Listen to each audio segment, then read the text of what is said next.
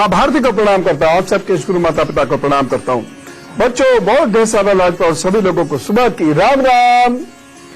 मेरी हमेशा कोशिश रहती है कि आपको अंधविश्वास से बाहर लेकर आया जाए। मेरी हमेशा कोशिश रहती है कि जो अननेसेसरी के प्रपंच हैं, इन सब से आप बचें। सही रूप से अपने देवताओं को जानने की कोशिश करें, अपने प्रभु को समझने की कोशिश करें। भारत का इतिहास एक महान इतिहास है। हमने युद्ध को लड़कर धर्म की स्थापना की है और शांति प्राप्त की है। भारत का इतिहास विज्ञान का इतिहास है। भारत का इतिहास विकास का इतिहास है। हर क्षेत्र में भारत ने विकास किया है, चाहे वो क्षेत्र फिलॉसफी का हो, चाहे वो क्षेत्र यांत्रिकी का हो यानी मैकेनिक्स का हो, चाहे वो क्षेत्र रसायन का हो, चाहे वो क्षेत्र भौतिक विज्ञान का हो। हर क्षेत्र में भारत ने बहुत कामयाबी प्राप्त की है और देवताओं का इसमें विशेष योगदान रहा है। पुराण के बारे में मैंने आपको बताया ही था।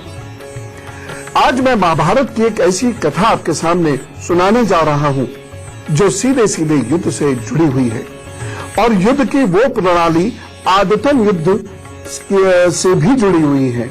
आज भी सेनाएं उसी प्रकार से व्यूह रचना करती हैं और युद्ध लड़ती हैं। तो 5000 वर्ष पूर्व किस प्रकार से एक व्यूह रचा गया था, जिसमें उस समय का एक महान योद्धा फंस गया था और उस समय के अनेक महान योद्धा उसे बचा नहीं पाए थे। दुश्मन कामयाब हुआ था। यही हमारा आज का विषय है। आज हम बात करेंगे अभिमन्यु की। आज हम कुछ पेरेंटिंग के सूत्र भी बीच बीच में जानते जाएंगे। आज हम बात करेंगे कि चक्रव्यूह क्या होते हैं।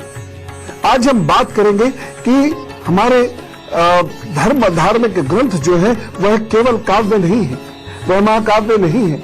उनका केवल भाव पक्ष ही नहीं है, भाव पक्ष से इतर एक व्यवहारिक पक्ष भी है, जिसे जानना बच्चों के लिए, युवाओं के लिए तो बेहद आवश्यक है। आज हम यह जानते हैं कि वो कैसा व्यूह था जिसमें अभिमन्यु फंसे और अभिमन्यु को शरीर छोड़ना पड़ा।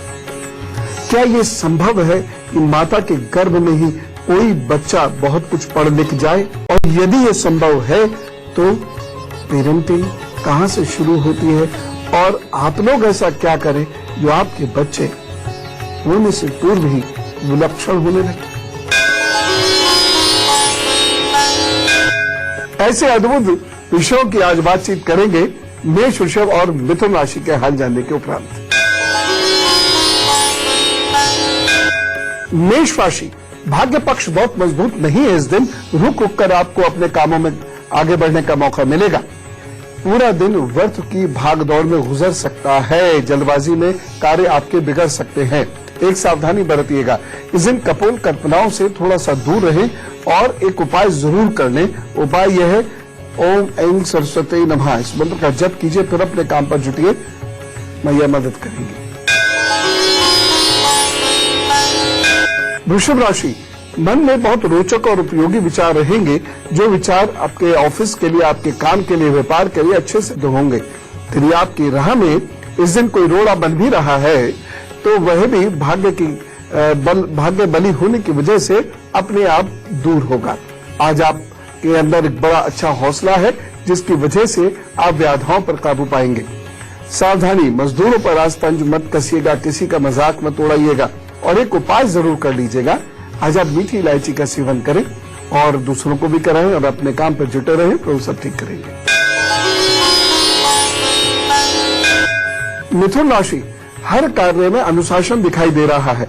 सरलता पूर्वक कार्य संपन्न होंगे। भाग्य पक्ष अच्छा है। पदोन्नति होगी। दफ्तर में भी आपको स्नेह प्राप्त होगा। रुके हुए कार्य आज आगे बढ़ सकते हैं। लाभ उठाए इस दिन का। सावधानी, बिजली के उपकरणों से थोड़ी सी सतर्कता रखिएगा। उपाय क्या करना है, रसीले फलों का सेवन कीजिए, कराइए, उसके बाद अपने काम पर जुटिए, तो सब ठीक करेंगे। अब बातचीत शुरू करते हैं। अभिमन्यु के बारे में सभी लोग जानते हैं, लेकिन अभिमन्यु के इतना विलक्षण होने के सूत्र क्या थे, इस बारे में बहुत कम लोग जानते होंगे।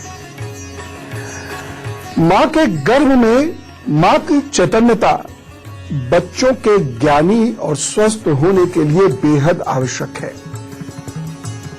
यहीं से बात शुरू करते हैं। और इस बारे में बीच बीच में मैं अनेक बार बहुत सारी चीजें आपसे कहूंगा। तो जिन लोगों को अभी मां बनना है, जिन लोगों को पिता बनना है, वो इन बातों को जरा गंभीरता से सुने। और मैं ठोस विज्ञान की धरातल पर खड़ा होकर बात करता हूं, इसलिए बात को गंभीरता से सुनिएगा, मजाक मत उड़ाइएगा। व्यूह रचना जिसका वर्णन महाभारत के अंदर है, वैसी व्यूह रचना आज भी होती है। देशों की बड़ी बड़ी सेनाएं इन्हीं व्यूह रचना के आधार पर कोई युद्ध जीतती। सेना होने का मतलब यह नहीं है कि कुछ सिपाही हुए और उनके पास कुछ हथियार हुए और वो लगातार फायर करते चले जाते हैं और जीत जाते हैं। ऐसा नहीं होता। उसमें बड़ा दिमाग लगता है, बहुत सारी छोटी छोटी ऐसी चीजें उसमें जोड़ी जाती हैं जिससे एक बड़ा व्यूह तैयार होता है और उस व्यूह में दुश्मन को फांसा जाता है, दुश्मन को चौंकाया जाता है, दुश्मन को डराया जाता है, तब दुश्मन को हतोत्साहित करके युद्ध जीता जाता है। महाभारत का जो युद्ध है, इसमें श्री कृष्ण के होने की वजह से एक भाव पक्ष भी उत्पन्न हो गया है। उस भाव पक्ष, उस मुरली के पक्ष के, उस मोर पंख के पक्ष के परे भी जाकर देखने से जिंदगी को बड़ा संबल मिलता है, आधार मिलता है, सीखने को मिलता है। क्या होता है ये चक्रव्यूह? अभिमन्यु क्यों फंसे? इतने बड़े बड़े वीर थे वहां, अभिमन्यु बच क्यों नहीं सके? दुश्मन कैसे जीत गया?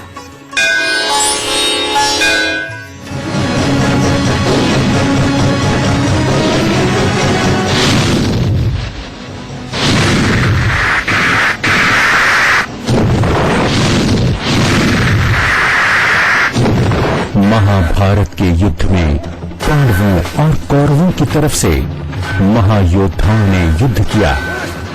ये योद्धा व्यूह रचना में निपुण थे। चक्रव्यूह के अलावा महाभारत में अर्धचंद्र व्यूह और गरुड़ व्यूह का जिक्र मिलता है। ये अर्धचंद्र व्यूह की तस्वीर है और ये गरुड़ व्यूह है। अब इन दोनों व्यूहों को रचने का तरीका समझिए।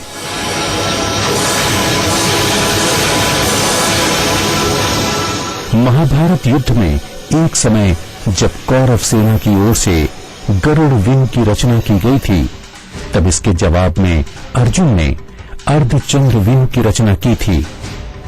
गरुड़ व्यूह भगवान विष्णु के वाहन गरुड़ के आकार में रचा गया था। गरुड़ व्यूह की रचना कर कौरवों की सेना ने पांडवों पर जोरदार आक्रमण किया था।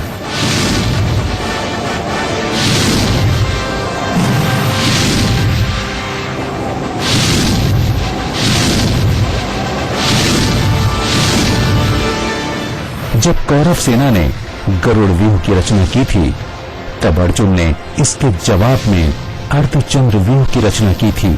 जैसा कि इस व्यूह के नाम से ही झलक रहा है, अर्धचंद्र यानी आधे चंद्र के आकार का ये व्यूह था।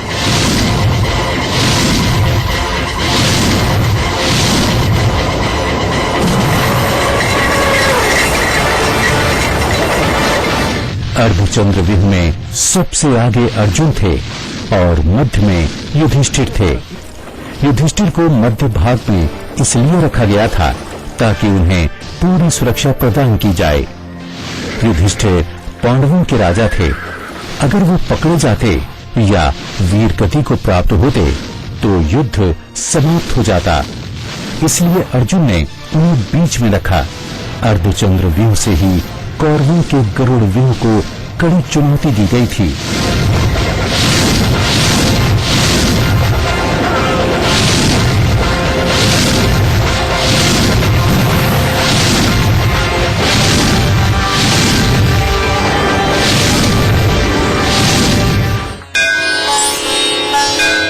चक्रव्यूह की रचना हर युद्ध में होती है। जर्मन तो इसके बारे में बड़े निपुण थे। ब्लिट्जक्रिग नाम की उनकी व्यूह रचना होती थी, एक बड़ी यूनिक होती थी, जिसमें वह सामने जो दुश्मन की सेना खड़ी हुई होती थी, एक मजबूत चादर जैसी दुश्मन की सेना खड़ी होकर जर्मन सेना को रोकने की कोशिश करती थी, तो अपने भारी हथियारों के साथ उसमें बहुत फोर्स के साथ सेल लगाते हुए घुस जाते थे और उस सेना को बिखेर देते थे। और इसने जर्मन फौजों को बड़ी जीत भी दिलाई। जिंदगी कहीं कुछ ऐसे ही चलती है, यह मैं बच्चों से कहना चाह रहा हूं। और इसीलिए मैं कह रहा हूं, भगवान की पूजा का भाव पक्ष के इतर एक व्यवहार पक्ष भी है, उसे समझिए। वहां संदेश मिलते हैं हमें। जीवन में जब कभी बहुत सारी मुसीबतें आकर सामने खड़ी हो जाएं, तो अपने आप को सांस भरो, इकट्ठा करो, अपनी प्लानिंग को मजबूत करो और पूरी ताकत के साथ उस मुसीबत पर हमला करो। और जब हमला करो तो पीछे मुड़ना नहीं, बस घुसते चले जाना है। और आप देखिएगा वो दुश्मन रूपी व्याधियां कमजोर हो जाएंगी। कमजोर ही नहीं हो जाएंगी, टूट जाएंगी और आपकी विजय होगी। कभी भी टुकड़ों में हम अपनी एफर्ट्स लगाने की बजाय हम पूरी ताकत के साथ एफर्ट्स लगाएं। अर्थशास्त्र में भी एक इस प्रकार का मॉडल आता है, बिग पुश थ्योरी उसको कहते हैं, कि जब दरिद्रता का दुष्चक्र हमें चारों तरफ से घेर लेता है तो हमें एक पॉइंट पे पूरा जोर लगाकर काम करना होता है और तब हम उस गरीबी के दुष्चक्र को तोड़ पाते हैं। Cycle of poverty is broken by a big push. तो इसीलिए हमेशा याद रखिएगा, श्वास, और यही अध्यात्म आपका साथ देगा। श्वास भरना शुरू कीजिए, आपके अंदर शक्तियां आनी शुरू होंगी, आपके अंदर कॉन्फिडेंस आना शुरू होगा। अपने लक्ष्य को स्थिर कीजिए। मंगल, राहु, सूर्य यही ताकत देते हैं मन की। ऐसे ही व्यूह भी होते हैं, एक एक करके आप व्यूह को तोड़ते रहते हैं। लेकिन जो ये चक्रव्यूह होते हैं, इसके बारे में समझना, आखिर ऐसा क्या था और कहां था जब अभिमन्यु जाकर फंसे थे। महाबलशाली योद्धा वहां जाकर क्यों फंसा, श्री कृष्ण भी बचाव क्यों नहीं करते।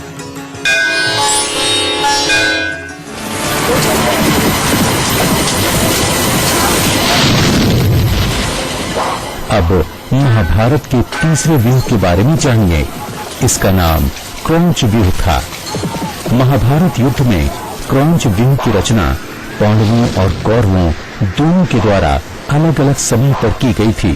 क्रौंच एक पक्षी का नाम है। ये सारस की प्रजाति का होता है। इसी क्रौंच पक्षी के आकार में सेना सज गई थी और पांडवों ने कौरव सेना पर आक्रमण कर दिया था।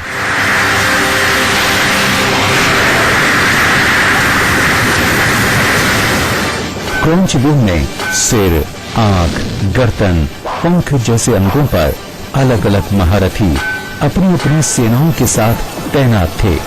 सभी महारथियों ने क्रौंच व्यूह में अपने अपने क्षेत्र की सुरक्षा करते हुए सामने वाली सेना पर आक्रमण किया। ये व्यूह बहुत ताकतवर और सुरक्षा की दृष्टि से श्रेष्ठ था।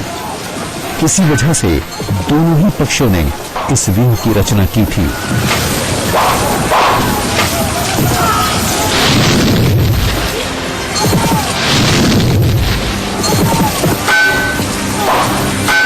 अब महाभारत के दो और अचूक व्यूह समझिए, मंडल व्यूह और औरनी व्यूह। कौरवों के सेनापति भीष्म पितामह ने महाभारत युद्ध में एक बहुत कठिन व्यूह रचा था, जिसका नाम है मंडल व्यूह। मंडल व्यूह की गणना सबसे कठिन व्यूह में की जाती है। इस व्यूह में कौरव सेना ने पूरी शक्ति के साथ पांडवों पर आक्रमण किया था।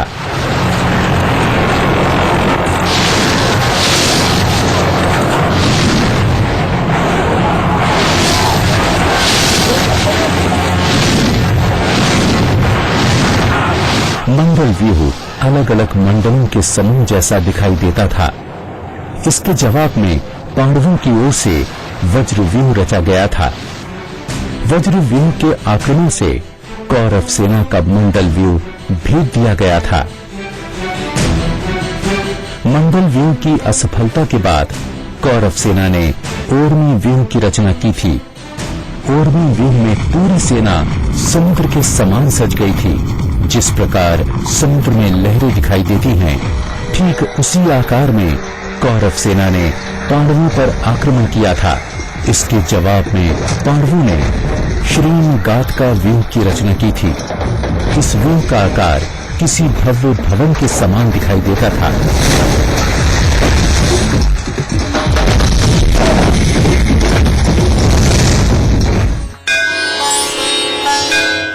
इन अद्भुत बातों को आपको जानना जरूरी है। बच्चों देखो, युवाओं देखो, जब तुम इस राष्ट्र की संस्कृति को आगे लेके जाओगे और सारी दुनिया में फैलाओगे तो क्या फैलाओगे? अगर आपको इतिहास नहीं मालूम अपने देश का तो गर्व किस पे करोगे? मैं चाहता हूं कि आप में वो ताकत आए जब आप अपनी पूरी शक्ति को इकट्ठा करें और अपनी व्याधियां रूपी दुश्मन को चकनाचूर करें। मंगल का और राहु का एक कमाल अभी बताता हूं आपको, लेकिन फिलहाल कर्क, सिंह और कन्या राशि का हाल बताता हूं। कर्क राशि, दिन मिश्रित फलदायी रहेगा। कार्य में निर्धारित सफलता नहीं मिल पाएगी और आप गुस्से और चिंता की चपेट में आ सकते हैं, जिससे कुछ परेशानी होंगी, लेकिन भाग्य पक्ष ठीक है, इसलिए आपके कार्य सुचारू रूप से चलते रहेंगे। सावधानी रखिएगा। साथियों से सहयोग की अपेक्षा नहीं रखें। उपाय क्या करना है? अनुलोम विलोम कीजिए, मन को शांत कीजिए, फिर काम में चलिए, सब ठीक करेंगे प्रभु। और हो सके तो रात में चंद्रमा को आज अर्घ दीजिएगा, अच्छा होगा। सिंह राशि, कुछ जरूरी काम आपके आज रुक सकते हैं, अपने पराई जैसा व्यवहार कर सकते हैं। दिन बहुत अच्छा नहीं कहा जा सकता, भाग्य पक्ष कमजोर है, किसी और की लापरवाही का खामियाजा आपको भुगतना पड़ सकता है। एक सावधानी बरतिएगा, कमर का विशेष ध्यान रखें, अधिक वजन उठाने से आपको बचना होगा। उपाय क्या करेंगे? रुद्राय नमः कहकर शिवलिंग पर अभिषेक कीजिए और काम पर जुटिए, सब ठीक करेंगे। कन्या राशि, आज कोई सरप्राइज मिल सकता है, जिसकी वजह से कोई आर्थिक लाभ भी हो सकता है। सभी ओर से उपलब्धियों वाला दिन है ये। नए रिश्ते जुड़ने के भी योग बनते हैं। कोई नए व्यक्ति से मुलाकात भी आपकी हो सकती है। किसी नई योजना पर भी आप काम कर सकते हैं। ये नई योजना लाभकारी रहेगी। एक सावधानी रखिएगा, आज किसी को आहत नहीं कीजिएगा, अपनी बॉडी पर ध्यान दीजिएगा। उपाय क्या करना है? लाल वस्त्र किसी जरूरतमंद को दान कीजिए, चाहे बड़ा वस्त्र हो, छोटा वस्त्र हो, ये कर दीजिएगा, अच्छा रहेगा।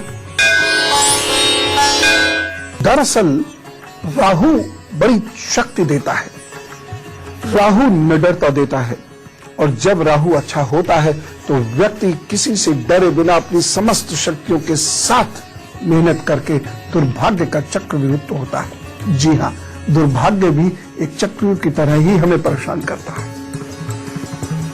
यह भी ऐसा चक्रव्यूह होता है जैसा द्रोणाचार्य जी ने युद्ध के 13वें दिन रचा था।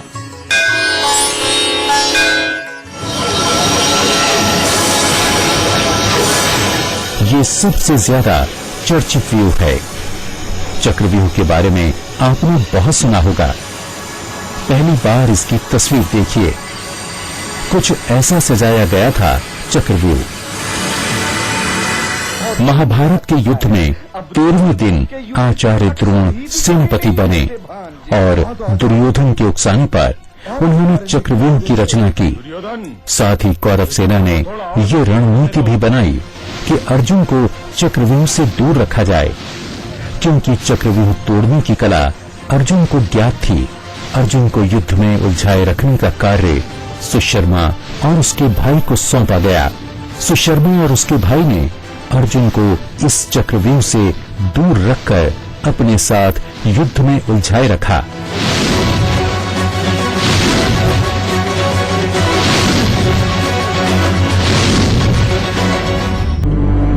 पूज्य, एक समस्या है। वो क्या? जब पिताश्री 6 द्वारों को तोड़ने की विधि सुना चुके तो माताजी को नींद आ गई। और 7वां द्वार तोड़ने की विद्या तुम नहीं सीख सके, यही ना? हाँ। तो क्या हुआ? 7वां द्वार मैं तोड़ूंगा। मुझ में 400 हाथियों का बल है। मैं भी आपको तुला, वृश्चिक और धनु राशि का हल बताऊंगा। फिर मैं आपको राहु के बारे में कुछ खास बताऊंगा, क्योंकि वह आपको कितनी ताकत और हिम्मत देता है आपको व्याधियों के चक्रव्यूह को तोड़ने में। उसके बाद फिर मैं अर्जुन और अभिमन्यु, द्रोणाचार्य, युधिष्ठिर, भीम, इनकी बात को आगे बढ़ाऊंगा। तो सबसे पहले तुला, वृश्चिक और धनु राशि का हाल। तुला राशि, समस्याओं से निपटने का मौका आपको मिलेगा। कार्यों में सरलता, सहजता रहेगी। यह दिन यात्राओं के लिए अच्छा है, परंतु मन बहुत व्यथित रहेगा। एक सावधानी बरतिएगा, वृद्धजनों की बुराई ना करें तो अच्छा है। उपाय क्या करेंगे? आज टिपटॉप बन के रहिए और कहीं आपको आना जाना मिलना जुलना पड़ सकता है, उसके लिए आप मानसिक रूप से तैयार रहें। वृश्चिक राशि, आप थोड़ी उलझन महसूस करेंगे। सही निर्णय लेने में भी आपको कश्मकश रहेगी। आपके लिए ये दिन थोड़ा परेशान करने वाला है। यद्यपि बुरा नहीं होगा, लेकिन फिर भी कुछ परेशान रहेंगे, कंफ्यूज रहेंगे। पेट के लिए भी दिन ठीक नहीं है। एक सावधानी बरतिएगा। चिंतन, चरित्र, आचरण ये बहुत अच्छा होना चाहिए और आज आप जो कर सकते हैं वही बात लोगों से वायदे के रूप में कहिएगा, अन्यथा प्रतिष्ठा की हानि होगी। उपाय क्या करना है? मां सरस्वती के 12 नामों को पढ़िए, फिर अपने काम पर जुटिए और ये नाम मैंने आपको लिखाए हुए। धनु राशि, आशा निराशा के मिश्रित भाव मन में रहेंगे। बातचीत में थोड़ी तलखी रहेगी। परिवार की समस्या आपको परेशान कर सकती है, लेकिन कार्य आपके चलते रहेंगे। एक सावधानी बरतिएगा। घर में कन्या ना निकाले तो अच्छा रहेगा। उपाय क्या करेंगे? बुजुर्ग और ज्ञानियों का सानिध्य प्राप्त कीजिए, फिर अपने काम पर जुटिए, फिर सब ठीक करेंगे। अब मैं राहु की कुछ बात आपसे करता हूं। राहु बहुत ताकत देता है, बहुत हिम्मत देता है। राहु निडर बनाता है और सबसे महत्वपूर्ण बात, राहु अगर पॉजिटिव है तो शरीर में बड़ी शक्ति होगी, मन में बड़ी शक्ति होगी और एक बार जो व्यक्ति ठान लेगा तो एकदम कूद पड़ेगा। लेकिन कहां कूदेगा, यह सोचने का विषय है, क्योंकि राहु कुछ भी कर सकता है, उसमें विवेक नहीं होता है। तो बहुत सारी परेशानियों से जूझने की एक जबरदस्त ताकत तो दे रहा है, वो शरीर में जबरदस्त ऊर्जा तो दे रहा है, बल्कि कभी कभी तो इतनी ऊर्जा देता है कि शरीर बीमार पड़ता है। और मुझे यह उपाय बताना पड़ता है पेरेंट्स को खासतौर से कि बच्चों को नंगे पांव दौड़ाइए और इतना दौड़ाइए कि शरीर थक जाए, तब जाके राहु का प्रकोप शांत होता है और बच्चा सौम्य होता है। अन्यथा राहु जब ऊर्जा देना शुरू करता है तो इतनी ऊर्जा देता है कि बच्चा जिद्दी हो जाएगा, गुस्सा करेगा, हाथ पैर हिलते रहेंगे, जहां बैठेगा कुछ कतरने लग जाएगा, चीजों की तोड़फोड़ करेगा, नुकसान करेगा, जोर से चीखेगा। तो ऐसे में क्या करना है? दौड़ा देना है, मेहनत करा देनी है। और मेहनत के नाम पर यह मतलब नहीं कि आप घर में बिठा के कैरम खिलाने लग जाएं। पेरेंट्स बच्चों को घर के बाहर भेजें। यह मतलब नहीं कि और पढ़, एक अच्छा मेहनत करानी, 2 घंटे और पढ़, नहीं, फिजिकल वर्क कराना है। कुछ ऐसा कराइए। बच्चे बड़े हो जाए तो कहिए जाओ दौड़ के आओ, सड़क पे दौड़ के आओ। तो इस तरीके से राहु शांत होता है। नहीं तो राहु की ऊर्जा बिखराना शुरू कर देती है व्यक्तित्व के अंदर क्रोध, दंभ, किसी को कुछ भी बोल देना आदि बातें शुरू हो जाती है। क्योंकि राहु के अंदर सिर्फ ऊर्जा है, लेकिन निश्चित गति से चलने वाली ऊर्जा नहीं है, विवेक का जागरण नहीं हुआ। इसलिए अब अगर किसी के अंदर ऐसी ऊर्जा है कि वो बस बैल की तरह कहीं भी सिर मार देता है, तब क्या करना है? पहली चीज तो उसको शारीरिक श्रम कराना है। दूसरी चीज, ऐसे लोगों को सफेद चंदन नीले रंग के धागे में बांधकर शनिवार को गले में पहना देना है। और तीसरी चीज, चांदी के गिलास में जल देना है। या ऐसा भी कर सकते हैं आप कि चंदन के जो 2 जैसे ये चंदन की लकड़ी हो गई, इस तरीके से इधर भी चांदी का कैप लगवा दीजिए, इधर भी चांदी का कैप लगवा दीजिए, उसमें धागा पिरो दीजिए नीले रंग का, और ये बीच वाली लकड़ी यहां रिब्स पर टच करती रहे, फायदा हो जाएगा। तो फिर उसकी ऊर्जा भी होगी और सही दिशा में निर्णय भी होगा। ये फर्क होता है एक हुंकार विवेकहीन व्यक्ति में और एक फौजी में दोनों को जबरदस्त ऊर्जा चाहिए।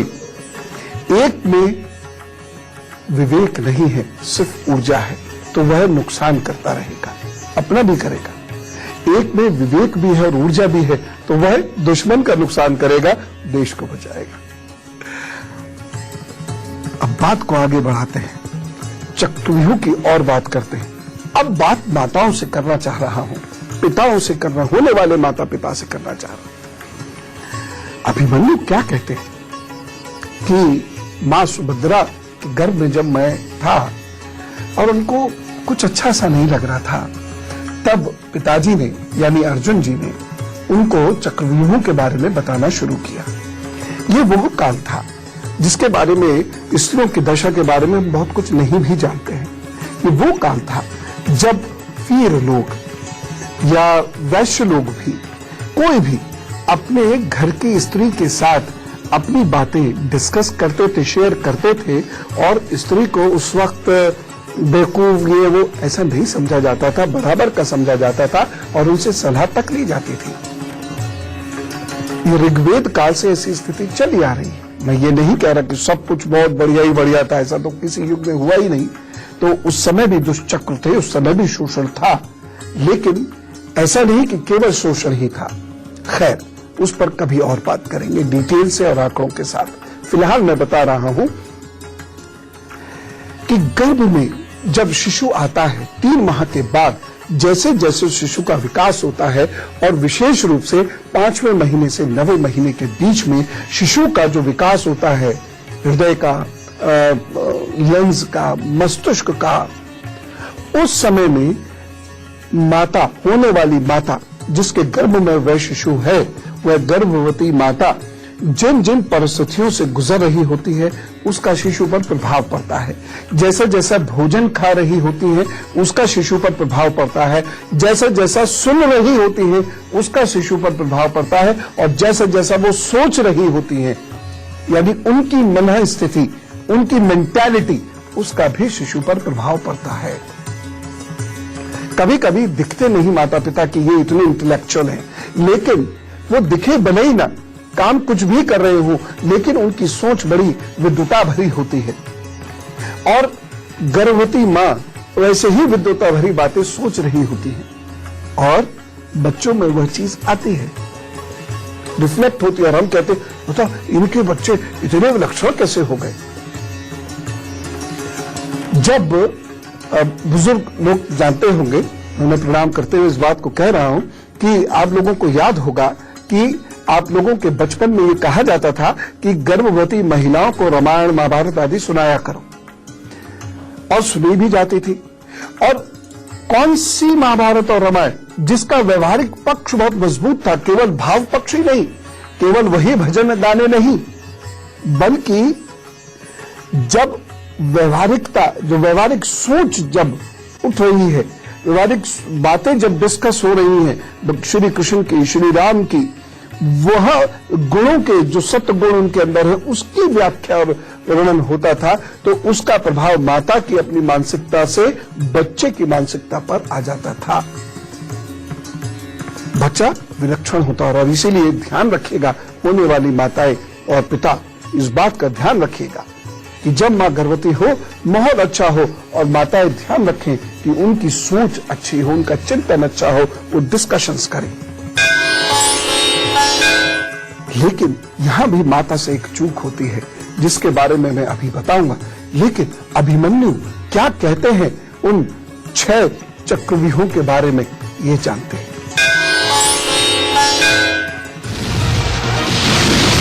अभिमन्यु ने चक्रव्यूह को भेद डाला था, और उसके प्रहरी दुर्योधन और दुशासन पुत्रों के साथ साथ कई वीरों का उसने संहार किया।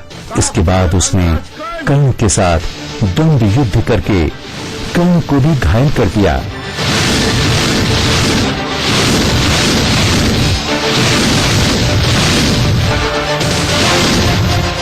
अपने रथ पर बैठकर अकेले अभिमन्यु ने अपने बाणों से शत्रुओं को व्याकुल कर दिया। उसने अपनी युद्ध कला से पूरी कौरव सेना में हाहाकार मचा दिया।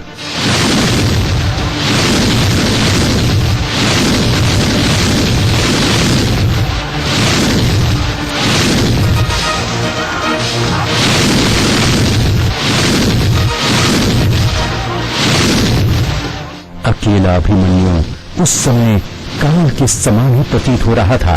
दोनों अश्वत्थामा, शकुनी, दुर्योधन, कर्ण, कृपाचार्य, भूरिश्रवा सभी को उसने घायल कर दिया था।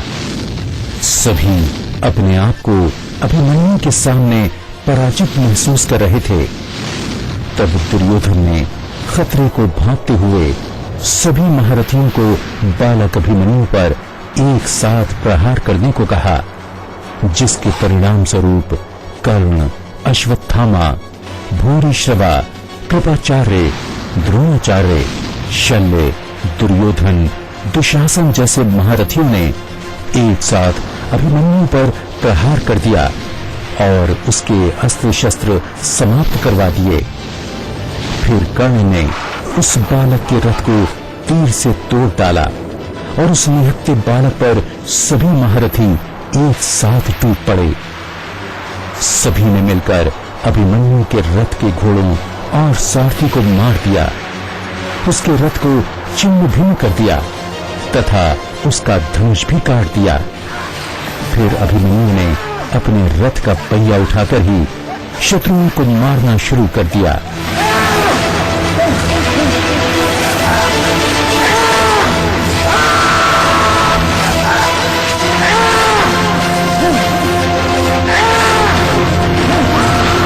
उसी समय जयद्रथ ने पीछे से आकर अभिमन्यु के सिर पर गदा का प्रहार किया, जिससे महाभारत का ये अद्भुत योद्धा वीर गति को प्राप्त हुआ। ये मेरा दुर्भाग्य है कि मैं आज जैसे कायरों के हाथों वीर गति को प्राप्त हो रहा हूं। हे मातु, अभिमन्यु का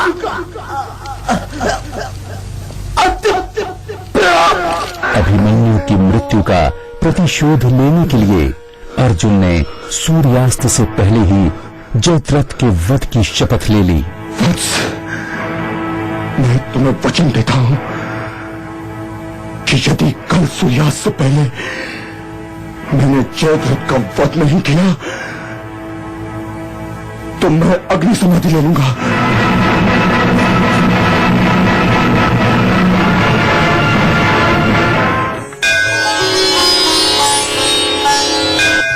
अभी मैं आपको मकर, कुंभ और मीन राशि के बारे में बताता हूं और फिर मंगल के उस गुण के बारे में बताता हूं जिसका आपके अंदर होना आवश्यक है, तभी आप विपरीत परिस्थितियों से लड़ सकते हैं, नहीं तो रोते ही रहेंगे। फिलहाल मकर, कुंभ और मीन राशि का हाल। मकर राशि, अपने प्रयत्नों से आप आज बेहतर कर सकते हैं, संबंधों में सुधार कर सकते हैं। आज आपको यात्राओं से लाभ होता हुआ दिखाई दे रहा है और जनता से संबंधित कार्य बनते दिखाई दे रहे हैं। मेहनत और पराक्रम से आज आप काम करेंगे। दिन थोड़ा व्यस्तता भरा तो रहेगा, लेकिन लाभ के योग बने हुए हैं। एक सावधानी बरतिएगा, इस दिन धैर्य मत खोइए। और उपाय क्या करना है, आज पूरे दिन सत्य बोले, झूठ ना बोले, फिर अपने काम पर जुटे हैं, अच्छा होगा। गला खराब हो सकता है, काली मिर्च चूसिए तो सब ठीक करेंगे। कुंभ राशि, यह दिन अनुशासन में रहने वाला है, अन्यथा आप परेशानी महसूस करेंगे। कोई वाद विवाद में आप उलझ सकते हैं क्योंकि आपके और आपके परिवार के विचार नहीं मिलते दिखाई दे रहे हैं। इसी बात पर गर्मा गर्मी भी हो सकती है। एक सावधानी रखिएगा, तंज मत कसिएगा। धन का निवेश इस दिन ना करें तो अच्छा है। उपाय क्या करना है, किसी बीमार व्यक्ति की मदद कीजिए, फिर अपने काम पर जुटिए, फिर सब ठीक करेंगे। आज हो सके तो अपने इष्ट का मानसिक रूप से जप कर लीजिएगा, परेशानी बिल्कुल नहीं रहेगी। मीन राशि, आज तन मन आपका प्रसन्न रहेगा। कारोबार के क्षेत्र में आपके निर्णय अच्छे होंगे। सकारात्मक दृष्टिकोण दिखाई दे रहा है। अनेक कार्यों में रुचि बढ़ेगी और स्टूडेंट्स को भी सफलता मिलती दिखाई दे रही है। एक सावधानी रखें, आज आप खामखा प्रतिष्ठा पाने के चक्कर में लोकेश्वरा की चाह से थोड़ा सा दूर रहें तो अच्छा है। उपाय क्या करना है, आज राम जी को याद कीजिए, राम सिया राम सिया राम जय जय राम, बस फिर अपने काम पर जुट जाइए तो सब ठीक करेंगे।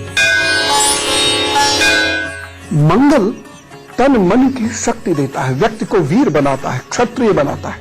या क्षत्रिय का अर्थ जन्म से नहीं, मैं जन्मगत जाति में विश्वास नहीं करता, मैं कर्मगत या गुणगत जाति में विश्वास करता हूं। जन्म से कोई भी व्यक्ति किस कुल में उत्पन्न हुआ उससे महान या उससे कमजोर नहीं होता। उसके अपने गुण क्या है, उसका स्वभाव क्या है, उसका मस्तिष्क कितना अच्छा है, इससे वह व्यक्ति बड़ा अथवा छोटा बनता है। लेकिन कहीं जन्म लेने से कोई व्यक्ति बड़ा छोटा नहीं बन सकता। तो मंगल शूरता देता है, वीरता देता है, और मंगल यदि अच्छा है तो व्यक्ति सोच समझ के तब वीरता दिखाता है, और मंगल अच्छा नहीं है तो व्यक्ति बिना सोचे समझे वीरता दिखाएगा।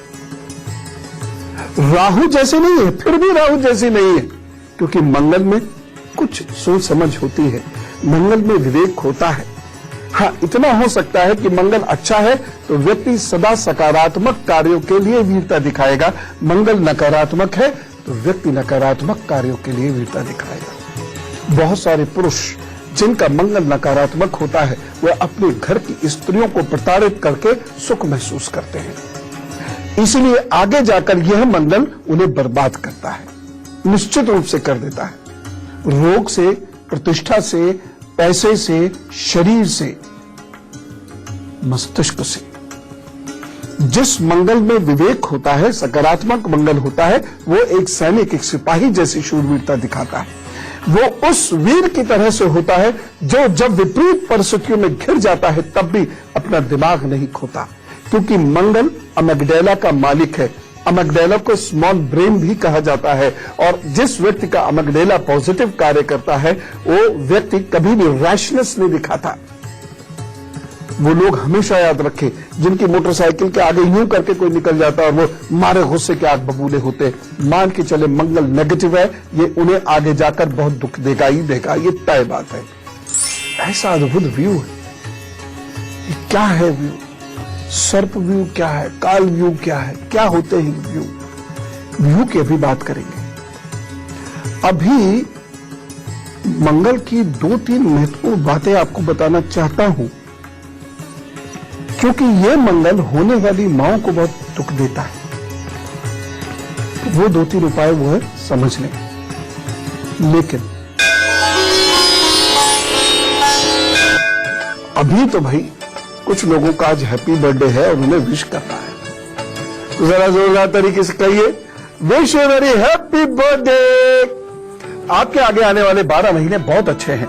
इन 12 महीनों का सही से इस्तेमाल करने पर आपको आगे बढ़ने के लिए बहुत अवसर मिलेंगे, बहुत मौके मिलेंगे। इन 12 महीनों में आप कोई नई चीज शुरू कर सकते हैं जिसके अच्छे परिणाम आपको आगे जाकर मिलेंगे। नई नौकरी भी आप ज्वाइन कर सकते हैं जिसके अच्छे परिणाम आपको आगे जाकर मिलेंगे। लेकिन ये 12 महीने रिश्तों के लिए कुछ कमजोर दिखाई दे रहे हैं, इसलिए अपने रिश्तों के प्रति बहुत अलर्ट रखिएगा। आपका भी मन बहुत उखड़ा उखड़ा रहेगा और आपको भी इन 12 महीनों में क्रोध अक्सर आएगा। कुछ आप स्वयं महसूस करेंगे कि अचानक चिड़चिड़ापन पता नहीं क्यों हो जाता है, लेकिन उसकी वजह से आपके कुछ दोस्त आपसे दूर हो जाएंगे या कुछ ऐसे कारण बनेंगे जो आपके मित्र, जो आपकी मदद करने वाले मित्र हैं, आपसे अच्छा बोलने वाले मित्र हैं, वो आपसे दूर हो जाएंगे। लेकिन फिर भी आप अपने काम पर डटे रहिए, आगे बढ़ते रहिए, तो जरूर मदद करेंगे। जो उपाय मैं बता रहा हूं वो जरूर करिएगा। इन 12 महीनों में हर बुधवार को आप गाय की सेवा करें। यदि हर बुधवार नहीं भी कर सकते हैं तो इन 12 महीनों में हर महीने किसी एक बुधवार को जाकर गौ सेवा कर दीजिए। दूसरा उपाय यह है, तांबे का कड़ा अपने हाथ में जरूर पहन लीजिए और तांबे के गिलास में रखा हुआ जल पीने की एक आदत डाल लीजिए। सुबह थोड़ी देर अनुलोम विलोम जरूर कर लीजिएगा, क्योंकि ये 12 महीने तरक्की के हैं, लेकिन आपके मूड की वजह से झगड़े झंझट बहुत होंगे, वाद विवाद बहुत होंगे। इसलिए तरक्की करते रहिए, लेकिन मन को शांत करने के लिए ये उपाय कर लीजिए। गणपति जी की उपासना आराधना अवश्य किया कीजिए। बस जुटिए अपने काम पर। Wish you all the best. सांप जैसे कुंडली मारकर बैठता है और जिस तरीके से फन को खोलता है और अंदर किसी कीड़े को आने देता है, फिर दबाता और खा जाता है, इस प्रकार से एक रचना की गई। सर्वव्यूह कूर्म के आधार पर रचना की गई कूर्म व्यू की। हमारे उन विद्वानों ने, ऋषियों ने बहुत गहराई से प्रकृति और पशुओं का, पक्षियों का अध्ययन किया। उसके आधार पर न जाने कितनी चीजों की उत्पत्ति की, जिसमें से योग अभ्यास एक है। ऐसा क्या था कि इतने बड़े योद्धा उस व्यू को समझ नहीं पाए? कहां चूक हो गई? इतिहास की बात है जिसे समझना वर्तमान के लिए बेहद आवश्यक है।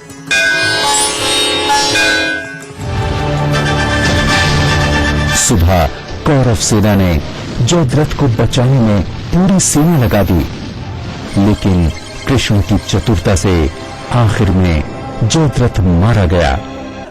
जब महाभारत के युद्ध में अर्जुन अपनी प्रतिज्ञा पूर्ण करने हेतु जयद्रथ का वध कर रहे थे, तब श्री कृष्ण ने जयद्रथ के पिता के वरदान का रहस्य बताते हुए अर्जुन को पशुपात अस्त्र का प्रयोग करने को कहा।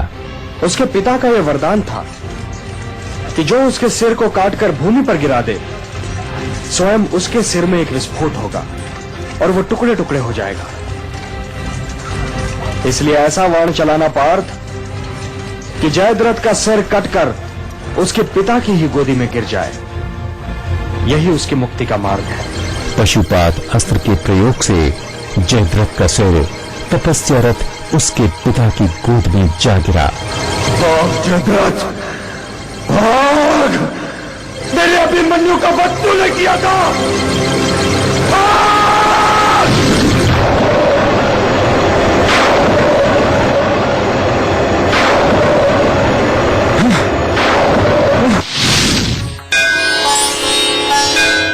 इसीलिए मैं बारंबार कहता हूं, पेरेंटिंग वहीं से शुरू हो जाती है जहां आप फैमिली प्लान करते हैं। वहीं से स्त्री और पुरुष को अपने तन मन में महत्वपूर्ण परिवर्तन करने चाहिए, यदि वह संतान ऐसी चाहते हैं जिसको वह कह सके विलक्षण है, मेधावी है। वर्तमान समय शरीर को लगातार कमजोर कर रहा है। मिलावट का दैत्य और मिलावट करने वाले असुर बढ़ते चले जा रहे हैं। ऐसी ऐसी चीजों में मिलावट है जिनके बारे में आप सोच भी नहीं सकते। देखने में बहुत सुंदर पैकेज्ड हैं, बड़े बड़े एडवर्टीजमेंट्स उनके आते हैं, बड़ी बड़ी जगहों पर वो परोसी जाती हैं चीजें, लेकिन उनमें मिलावट है। उसमें वो नहीं है जिसका वायदा किया गया, उसमें वो है जो आपको और बच्चों को नुकसान देते हैं। हमेशा एक चीज का ध्यान रखें कि अगर आपके हाथ से चीजें टूटती हैं, ये अच्छी निशानी नहीं है। दूध बारंबार गिरता है तो ये अच्छी निशानी नहीं है। और ऐसे में क्या करना चाहिए? गर्भवती महिला को मंगलवार को तवे का दान कर दें, चिमटे का दान कर दें और रोजाना दूध को गिरने से रोकें, और जब गैस बंद करें तो दूध की छींट मारकर तब नॉब बंद करें। ध्यान करें, कुछ पल एकांत में और सकारात्मकता के साथ गुजारें, हंसे, मंगल अपने आप ठीक होगा। ठाका मार के हंसने से मंगल ठीक होने लगता है, मजबूत होने लगता है। कुछ लोग हंसते नहीं है, कुछ लोग हंसने नहीं देना चाहते। चलो, हमें इनसे क्या, हमें तो हंसना है, लोगों को हंसाना है, पॉजिटिव रहना है और व्याधियां रूपी शत्रु को हराना है ताकत के साथ, उसके मुंह को तोड़ना है। चले, ऐसे महान इतिहास को लिखने वाले भारत माता के सच्चे सपूतों को राम राम, नमस्कार और भारत माता की जय।